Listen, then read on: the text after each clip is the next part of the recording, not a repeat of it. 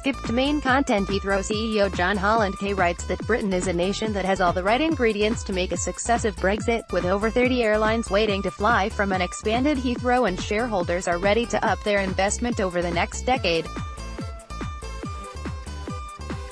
Britain's prosperity depends on its success in exporting products and services to every corner of the globe, alongside its ability to attract visitors, businesses and investors back to these shores. That is why Heathrow is such a critical national asset. As the UK's only hub airport, we connect people and goods from every part of the country to every global market. With expansion, we will be the best connected airport in the world, and Britain will be the best place in the world to do business. In these times of political and economic uncertainty, some businesses are choosing to hold back on investment to mitigate risk and reduce exposure to unforeseen events, but we take precisely the opposite approach.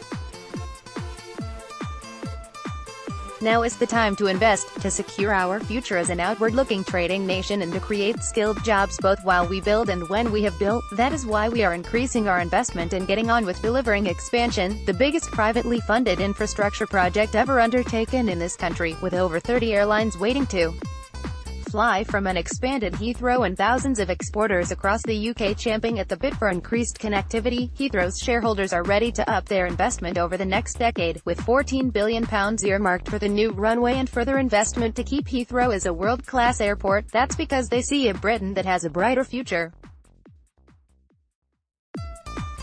A nation that has all the right ingredients to make a success of Brexit.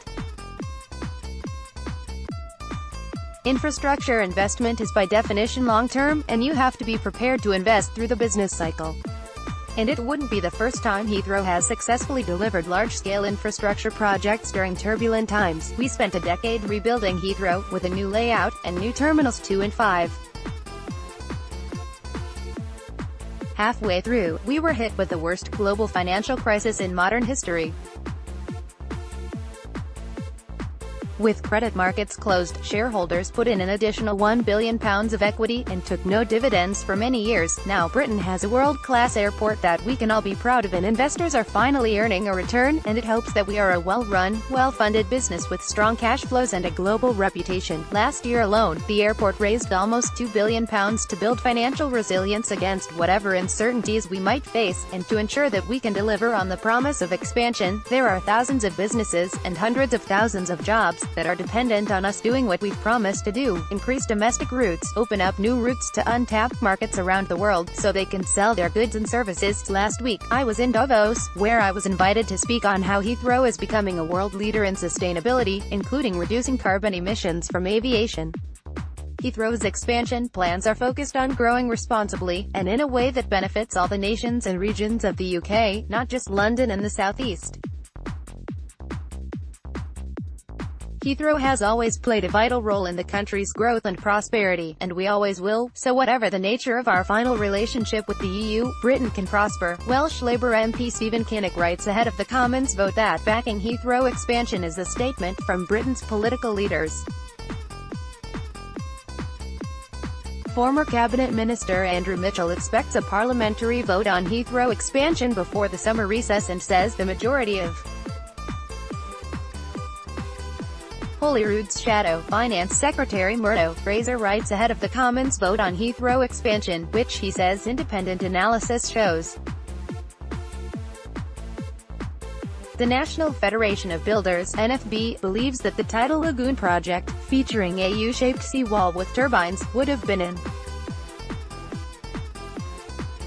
As the Brexit clock ticks down to the 29th of March, campaigners are running out of chances to force a second EU referendum. A major Commons showdown on Tuesday could prove decisive as long as key pieces of the constitutional puzzle fall into place. Theresa May has ordered Tory MPs to back moves to dump the Irish backstop from the Brexit deal she spent more than 2 years negotiating. Labour MPs have been ordered to vote against the government's post-Brexit immigration plans after a looming backbench rebellion forced Jeremy Corbyn into a humiliating U-turn. A Labour peer has hit out after her name was included in a letter warning against far-right U.S. interference in Venezuela. Prices will soar and border delays will halt fresh food imports following the shock of a no-deal Brexit, Britain's major supermarkets have warned. Downing Street has upped the pressure on John Bercow to choose ministers' favoured Plan B Brexit amendments for tomorrow's crucial Commons vote. Labour has accused ministers of making politically motivated cuts, as a new report found that cities in the north of England have been hardest hit by austerity over the past decade. Women face enormous challenges during maternity, but there remains a significant gap in the recognition and value of paternity, writes Tracy. As the clock ticks down to March 29, businesses are united behind the need to avoid a no-deal Brexit, which would hurt the very people who can. The Home Office has set out its plan to end freedom of movement and overhaul the UK's immigration system after we leave the EU. But what would the government must address social care, workforce and budget challenges for its plan to succeed, writes Lord Hunt.